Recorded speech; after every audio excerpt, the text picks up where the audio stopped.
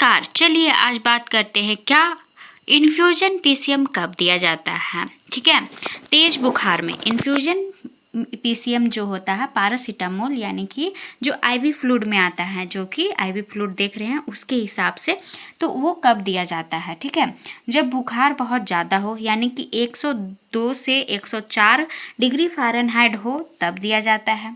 जब टैबलेट काम नहीं कर रही हो, और कब, जब आप टैबलेट दे रहे हैं पेशेंट को और वो काम नहीं कर रहा है तब दिया जाता है।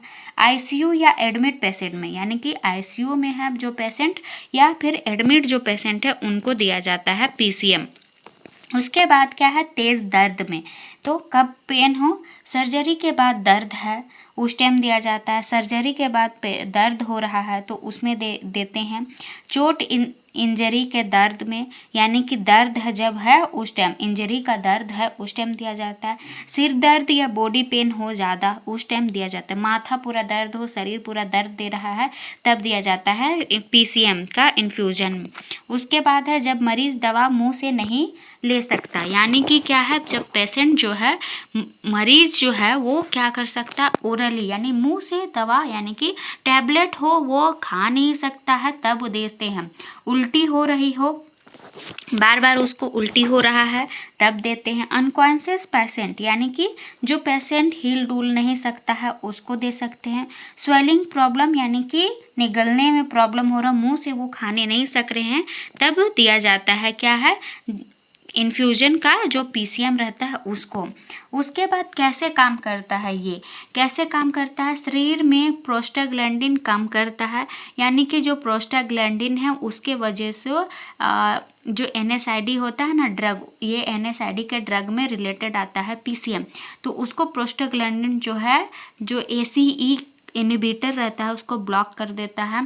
इससे शरीर और बुखार दोनों कम हो जाता है, यानी कि शरीर और में दर्द को और बुखार दोनों को कम करता है। डोज यानी कि कैसे है, सामान्य जानकारी, एडल्ट में 1 ग्राम में 100 ml, धीरे धीरे 15 से 20 मिनट में, यानी कि एडल्ट हो जब मतलब बड़ा है तो उसको क्या देता है, 1 ग्राम आईवी है यानी कि 100 ml, धीरे धीरे जो 15 से 20 मिनट में फ्लूइड के नाम से जो चलाया जाता है आईवी सेट के द्वारा, 6 से 8 घंटे के गैप से दिया जाता है, यानी कि 6 से 8 घंटे का गैप में दिया जाता है।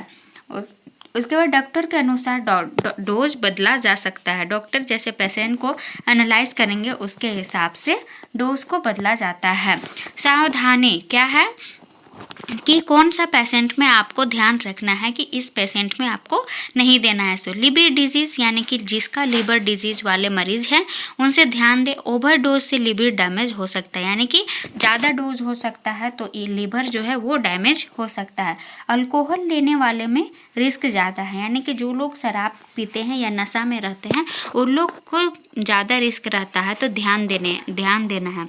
तो ये थी आज की इन्फ्यूजन पीसीएम के बारे में। इसी तरह का मेडिसिन के बारे में आपको नॉलेज चाहिए आसान भाषा में, तो मेरे चैनल को सब्सक्राइब करें, लाइक करें और शेयर जरूर कीजिएगा। मिलेंगे अगले नेक्स्ट टॉपिक में नए मेडिसिन के बारे में।